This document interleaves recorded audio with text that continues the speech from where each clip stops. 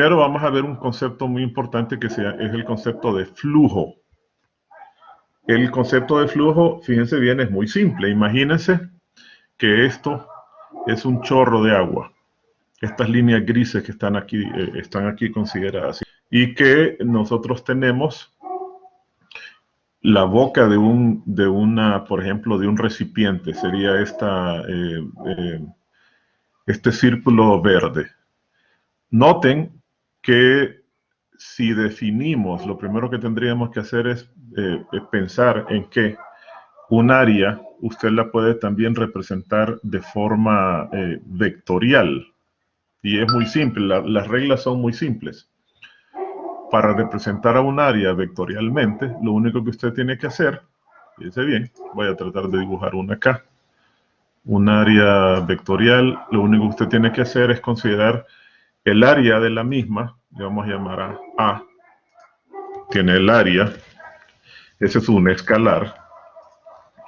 Entonces después usted dibuja a un vector que sea perpendicular al área. Digamos, aquí lo estoy dibujando. A ese vector yo le voy a llamar, es un vector que tiene que ser, acuérdense, estrictamente perpendicular al área y además tiene que tener como magnitud el área misma. ¿Ok? O sea que ese sería un vector, fíjense bien, que tiene área A, ¿ok?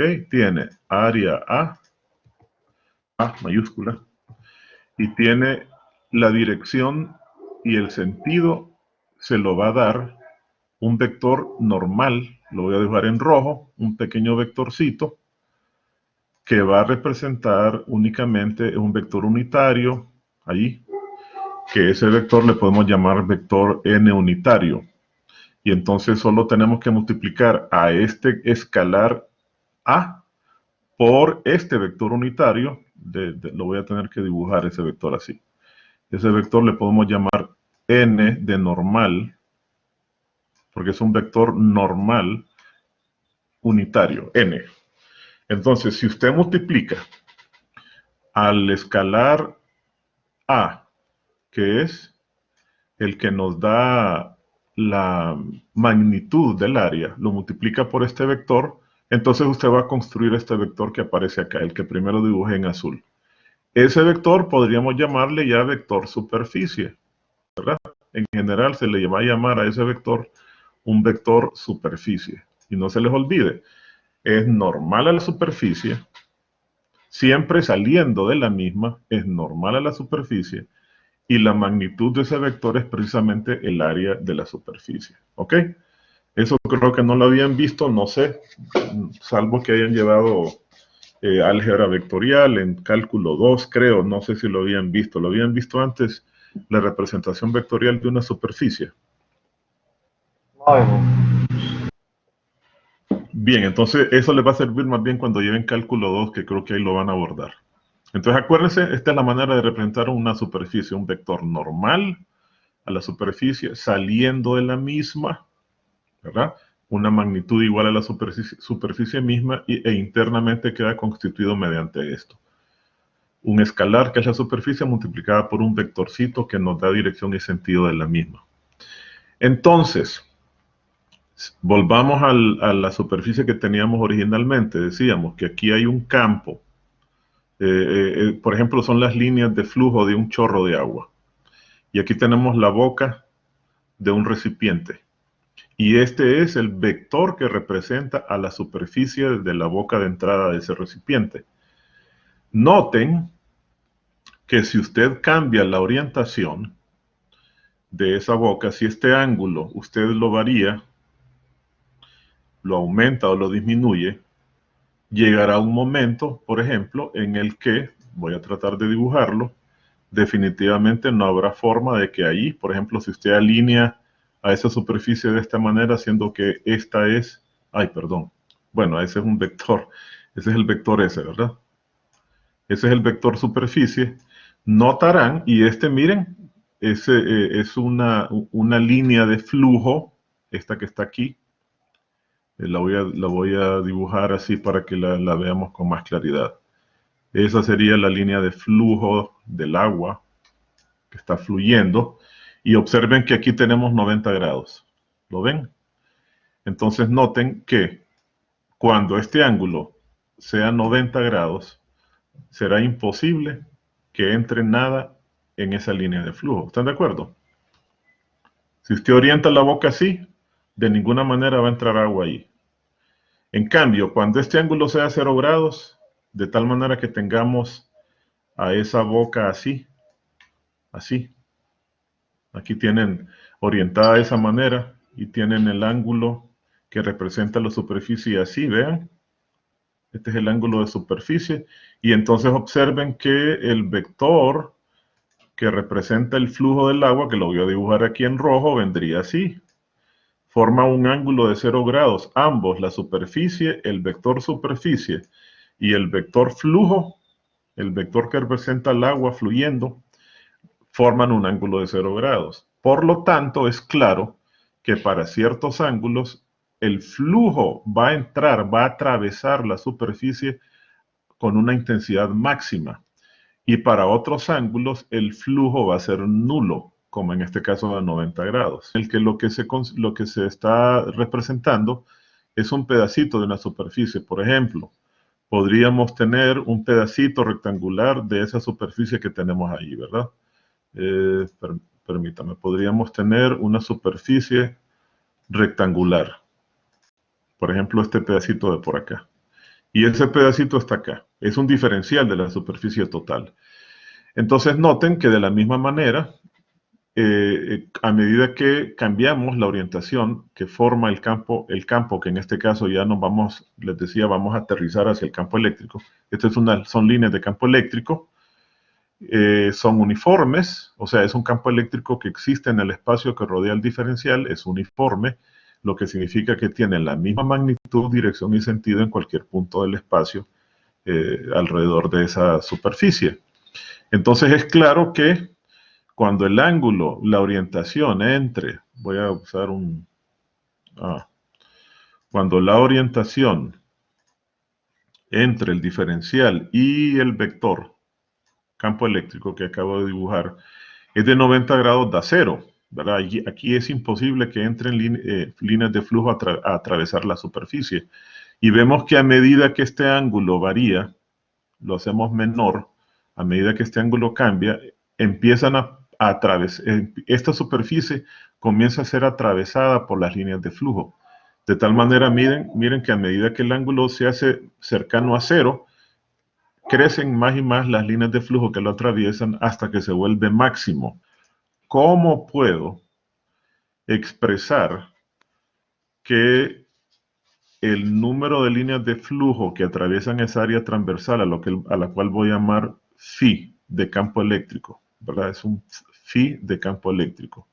Quiero mostrar que esas líneas de flujo, que el flujo eléctrico que atraviesa esa área transversal diferencial, ¿cómo puedo representar qué operación matemática puedo yo escribir que exista entre el vector diferencial de superficie, que es el que representa la orientación de la superficie, y el vector campo eléctrico? ¿Qué operación puedo hacer entre estos dos vectores que me dé ese comportamiento para el cual, cuando el ángulo es 90 grados o múltiplos de 90 grados o 270, obtenemos un flujo cero? Pero cuando el ángulo es 0 o 180, tenemos un flujo máximo. Ese es el producto punto, correcto. Entonces, ya de esta manera, quedamos de esta forma, queda definido el flujo. Es la manera como lo definiríamos. Y entonces, ojo, que en este caso yo estoy obteniendo solo un pedacito del flujo total. ¿Por qué digo eso? Porque solo estoy tomando en cuenta lo que atraviesa este pequeño diferencial. Entonces, en realidad, lo que estoy obteniendo yo aquí es un diferencial del flujo total. Y entonces, si me quiero encontrar el flujo total, me tendré que mover a lo largo y ancho de toda esa superficie y sumar. Y entonces ya intuirán ustedes que eso da como resultado una integral. Y entonces esto sí ya sería el flujo total eléctrico, en este caso. Eventualmente van a usar exactamente el mismo concepto, solo que van a tener aquí vectores de velocidad de agua o de cosas por el estilo, pero el concepto va a ser exactamente el mismo. Entonces, esta es formalmente la definición, esta va a ser nuestra definición de flujo eléctrico, ¿verdad? Es, resumiendo, el producto punto del vector campo eléctrico por el vector diferencial de superficie que representa a una superficie. ¿Ok? Entonces vámonos ahora a ver para qué sirve todo esto, porque hemos hecho un esfuerzo como de 10 minutos, pero no sabemos para qué, y se supone que lo que queremos es ver la ley de Gauss. Vamos hacia eso entonces. Vamos a ver para qué nos sirvió este concepto que tanto esfuerzo nos llevó. Vámonos a eso. Entonces, aquí tenemos una superficie que se ha fraccionado en cantidades diferenciales, ¿verdad? Y esas flechas que aparecen ahí son las flechas que representan a este campo eléctrico E. Noten que esas flechas atraviesan los diferenciales a lo largo y ancho de esa superficie. Y aquí se ha elegido un diferencial, este que está acá, ¿verdad? Entonces, ahí está un detalle del diferencial. Ahí tenemos que ese diferencial tiene particularmente una línea de campo, que la podrán ver aquí, está detallado, y está representado mediante este vector. Se supone que este vector en negro es el diferencial de superficie, es un vector. Y hay un ángulo entre ellos, θ. Entonces, ahí lo tenemos en un detalle diferente. El flujo, como ustedes ya llegaron a esa conclusión, quedaría representado de esta manera.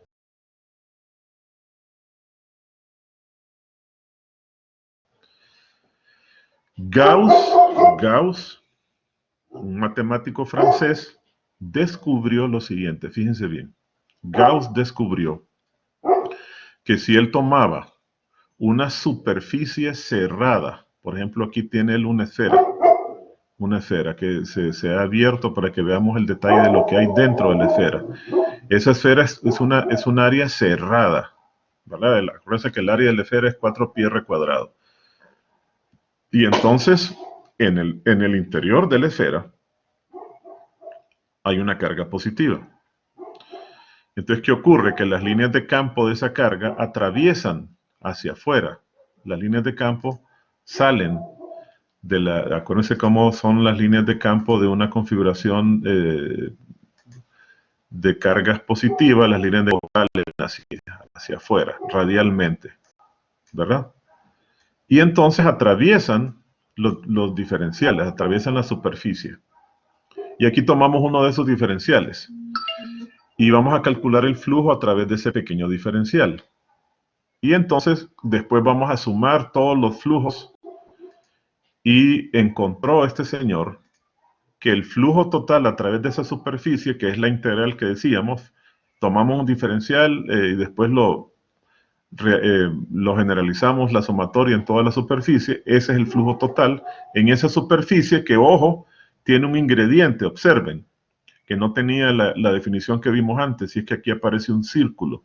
Ese círculo significa que esa superficie sobre la cual se está integrando es cerrada, y le vamos a llamar superficie gaussiana S.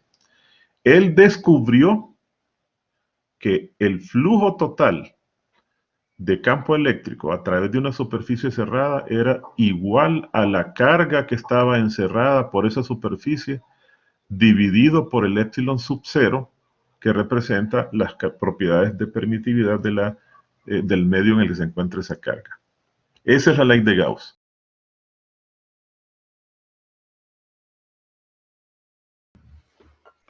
Vamos a tener un conductor que va a tener una forma cualquiera, digamos algo así. Es un trozo de metal, por ejemplo, material conductor, y ese material es depositado en el interior de ese material una cierta cantidad de carga positiva. Suponiendo que es una carga convencional, esa carga positiva, vamos a suponer que está constituida de cargas positivas. Recuerden que en realidad no es así, sino que en realidad lo que ocurre es que a los electrones de acá que algunos electrones se quitan y de esa manera esa zona quedaría cargada positivamente. Pero para no complicarnos, simplemente allí se deposita una carga positiva.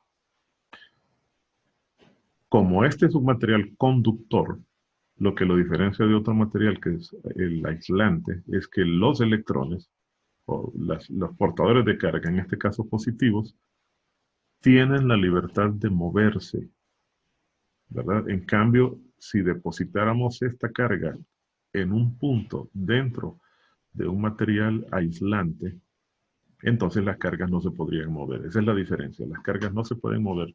El material aislante no permite el movimiento de las cargas. Bien, entonces, aclarando eso, queda claro que aquí tendríamos un montón de cargas positivas que están puestas juntas. Esas cargas de inmediato comienzan a repelerse. Ellas están repeliéndose por ser todas del mismo signo, pero como aquí tienen la libertad de moverse porque están en un material conductor, van todas ellas a desplazarse hacia la periferia del conductor.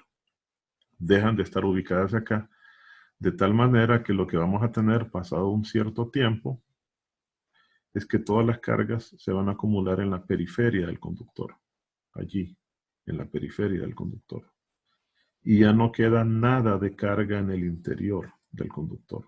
Toda ella se desplazó a la periferia. Entonces nos están pidiendo que usemos la ley de Gauss para encontrar el campo eléctrico en el interior del conductor. Es decir, quieren que tomemos el flujo de campo eléctrico, que esa configuración de cargas que ya vimos que están distribuidas uniformemente en la periferia, provocan, y ya sabemos por la ley de Gauss que esto es igual a la carga encerrada sobre epsilon sub 0, e implica que construyamos una superficie gaussiana cerrada para que la podamos aplicar. Entonces, esta superficie gaussiana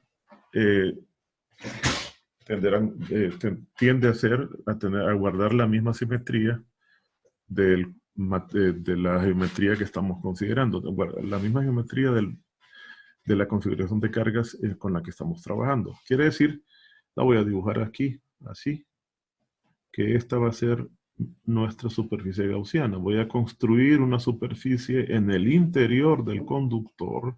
¿Por qué en el interior? Porque me están diciendo que calcule el campo en el interior, ¿verdad? Cerrada, totalmente cerrada.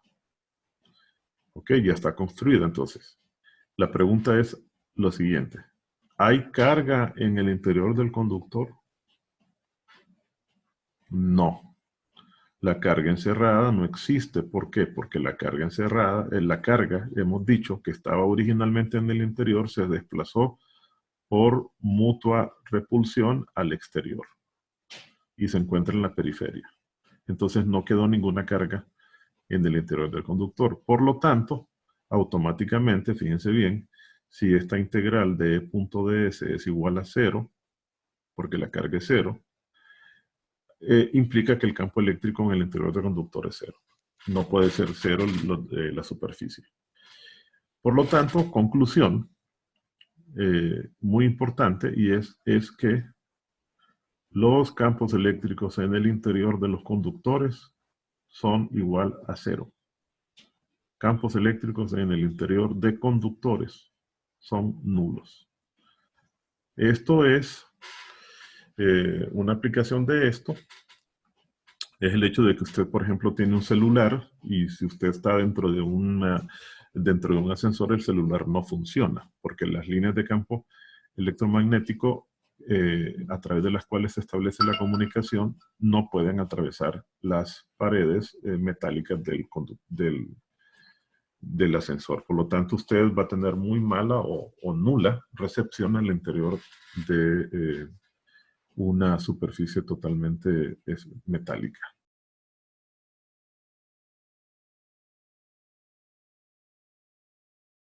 Entonces tenemos ahora como segundo ejercicio una línea de carga infinita que correspondería a que tuviésemos, lo vamos a hacer así, una línea, una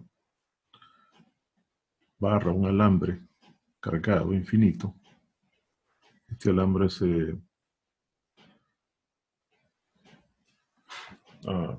viene desde menos infinito a más infinito. Se extiende desde menos infinito a más infinito. Suponemos que está cargado positivamente. ¿Ok? Y además que tiene una carga total Q sobre su longitud L. O sea que tendrá una densidad de carga lineal. Bien. Como queremos hacerlo con la ley de Gauss, entonces acordémonos que tendremos que plantear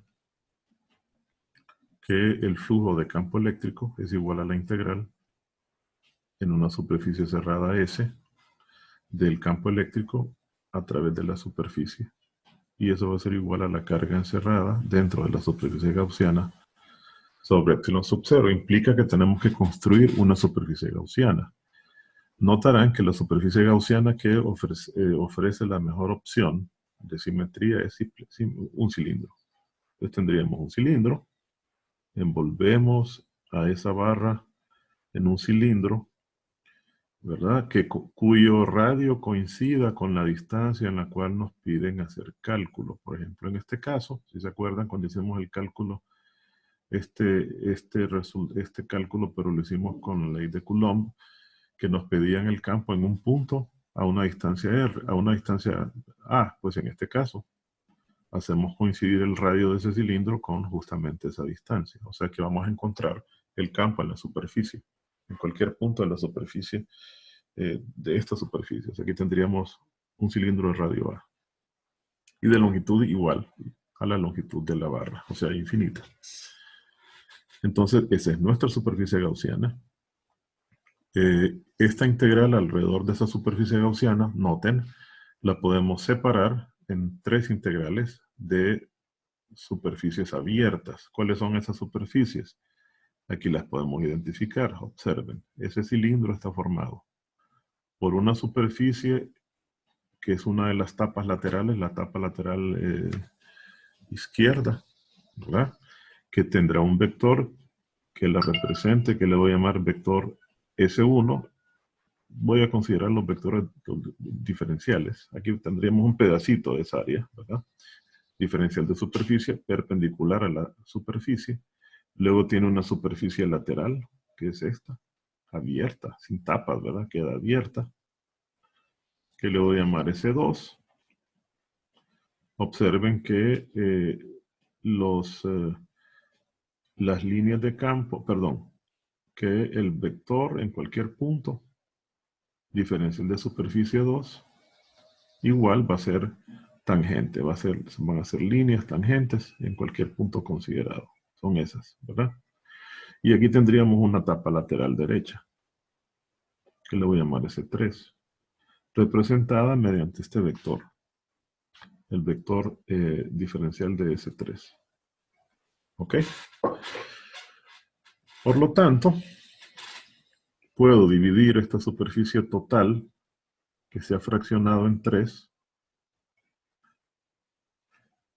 y la integral nos quedaría, por lo tanto, de esta manera, que el flujo de campo eléctrico a través de esa superficie cerrada, S, esta, se puede escribir como la suma de tres integrales, que es la integral a través de la superficie S1, esta que es abierta, ya no le voy a poner el círculo ahí, del campo por diferencial de superficie S1, más el flujo de campo que atraviesa la superficie lateral que le hemos llamado S2, de punto de S2, más el flujo que atraviesa la superficie lateral S3, que quedaría representada de esa manera. ¿De acuerdo? Entonces observen que si nosotros vemos en una vista lateral, vemos al campo, nos venimos hacia acá y lo visualizamos aquí, el campo luciría así. Llamémosle que este punto sea el punto A. Aquí lo tenemos ahora. Y lo veríamos como una carga puntual y las líneas de campo saldrán radiales de la barra. Eso ocurre a todo lo largo de la barra. Como es una barra infinita, entonces en cualquier parte de la barra donde usted se ubique, ¿verdad? Las líneas de campo saldrán así, radiales, como hasta aparece ahí en el dibujo. ¿De acuerdo? Quiere decir que esas líneas de campo, fíjense bien, vamos a ver el detalle acá. Vamos a separar, a dibujar las líneas de campo en relación a la superficie de S1. El vector que representa la superficie de S1 es este. Pero noten que las líneas de campo vendrán así, radiales, formando 90 grados con el vector diferencial de superficie. Por lo tanto, esta integral, que es un producto punto, el coseno de 90 hace que se anule la integral. Lo mismo ocurre con la tapadera del otro lado. En este otro lado tenemos una superficie S3 que viene representada con este vector de S3, vector diferencial, y las líneas de campo que vienen igual radiales, así, formando 90 grados con la superficie, con el diferencial de superficie. Por lo tanto, también este se anula, 0. Y solamente nos queda el flujo a través de la superficie lateral. Y entonces vean el detalle de ese flujo. En este caso, notarán que las líneas de flujo van a ser paralelas a los diferenciales. Saldrán radialmente, ¿verdad? En todas las direcciones. Y de esa forma también radial aparecen los diferenciales de superficie en cada ubicación. Entonces, los diferenciales de superficie S2 con los campos forman 0 grados. Y por lo tanto, todo ese flujo de campo que hemos deducido con la ley de Gauss, todo ese flujo viene a ser solo la integral de E en la superficie abierta 2, punto de S2, que como, siendo el ángulo de 0 grados, esto simplemente quedará como la integral de E magnitud por ds2 magnitud. Quedará así. Bien. Y dice la ley de Gauss que esto tiene que ser igual a la carga encerrada. ¿Y cuál es la carga encerrada dentro de esta superficie? Bueno, la podemos obtener acá. La carga encerrada es la carga total Q, porque la superficie encierra la carga total. Entonces, quiere decir que el campo, que por cierto es constante, tiene el mismo valor en cualquier punto donde usted lo tome, el campo es constante, no depende de en cuál parte de la superficie tome. Siempre el campo va a tener la misma dirección, sentido y magnitud, por lo tanto es independiente de ds2, y aquí por cierto son magnitudes ya, perdón. Es independiente de ds2, ¿verdad? Y por lo tanto lo podemos sacar de la integral. Nos quedaría la integral de ds2, que es igual precisamente a la superficie total S2. Y esto es igual a la carga total sobre epsilon sub 0. Por lo tanto, vean que S2 será igual a 2pi por el radio, 2pi por el radio A del cilindro, radio A, multiplicado por la longitud total del cilindro, que es la misma longitud de la barra. Entonces esto de aquí podemos despejar y E va a ser igual a la carga total sobre 2pi a epsilon sub 0 L. Ahí tenemos el campo.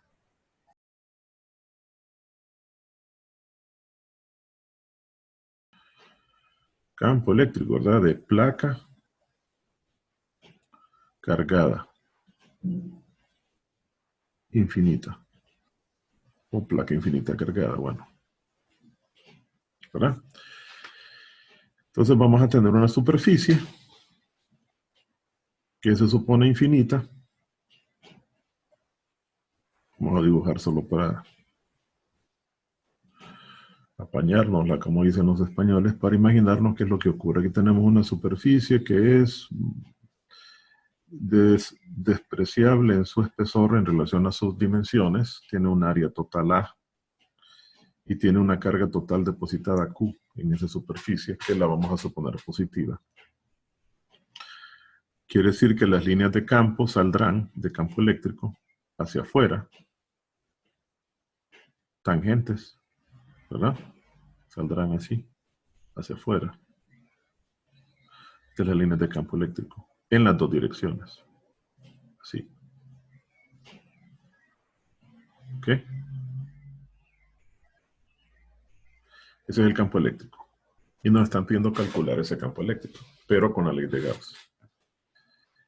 Entonces lo vamos a hacer de la siguiente manera. Se ha llegado a la conclusión de que la superficie más adecuada para hacer esta deducción es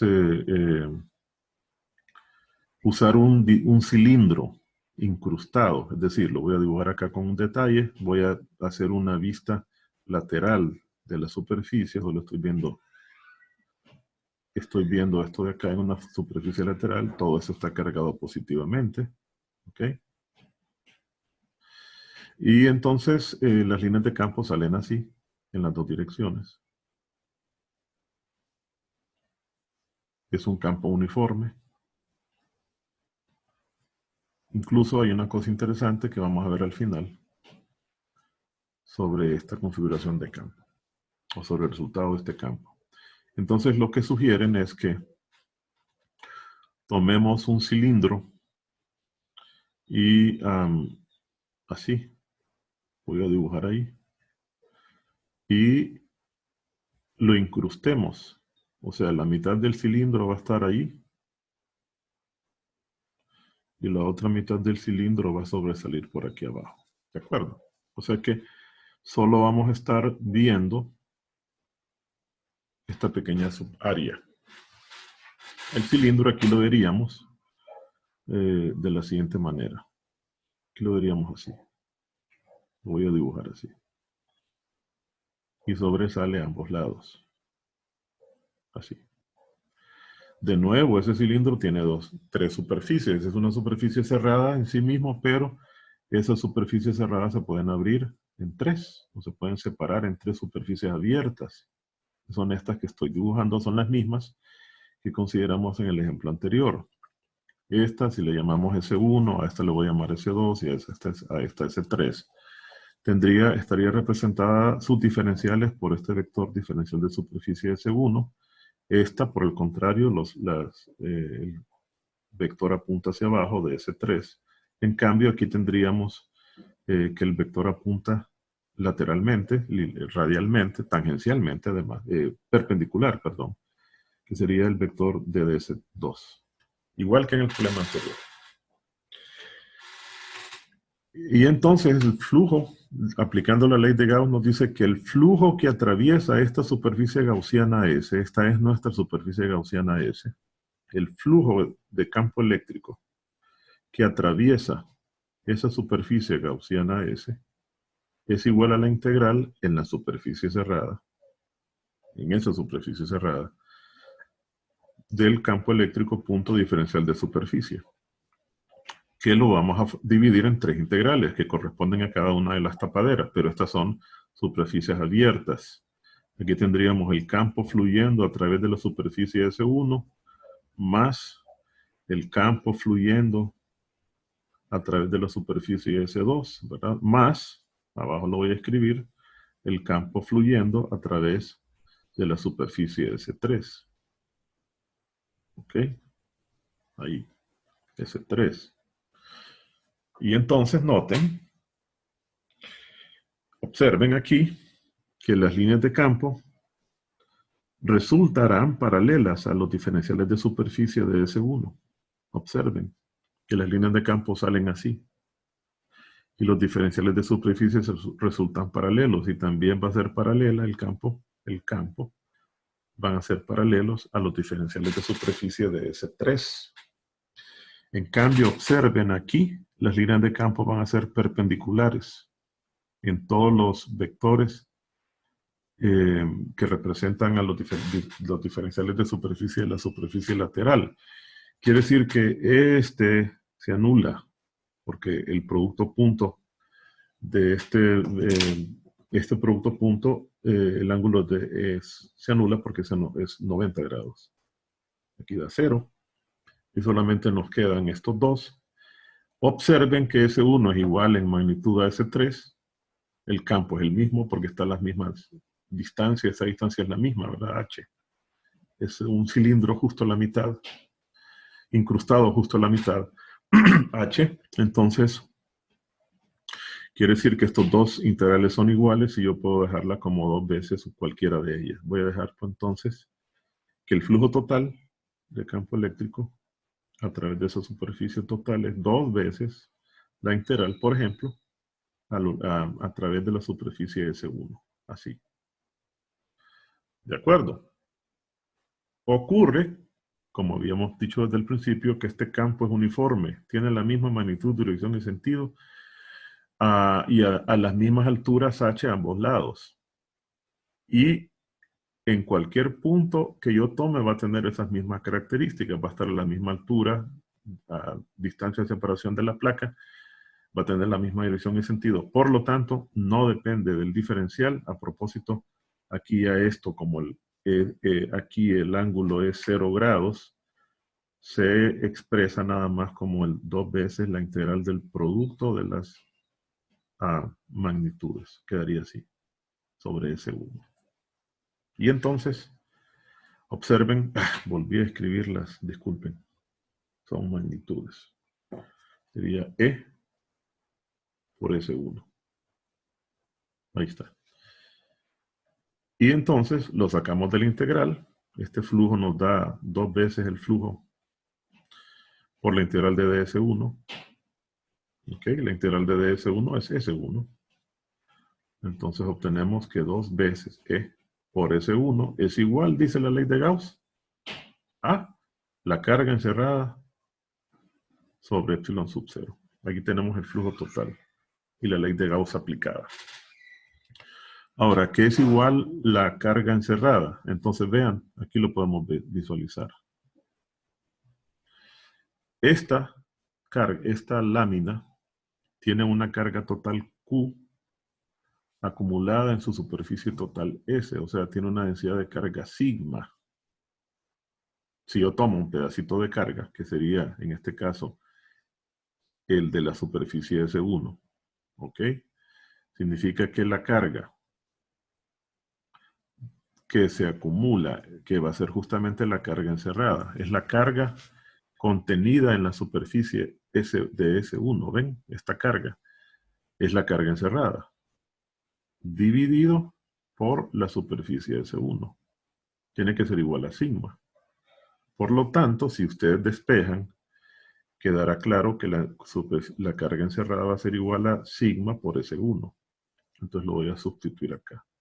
Esto es igual a sigma por S1 sobre epsilon sub 0 y se cancela S1 en esa ecuación. Y nos queda entonces que el campo en cualquiera de los lados de la placa, el campo va a ser igual a sigma sobre 2 epsilon sub 0. Y aquí notarán algo interesante, que les prometí que nos íbamos a encontrar. Y es el hecho que notarán que esta expresión no depende de la distancia a la que nos encontremos de la placa. O sea, este campo, siendo esta una placa infinita, resulta el mismo sin importar a qué distancia nos encontremos.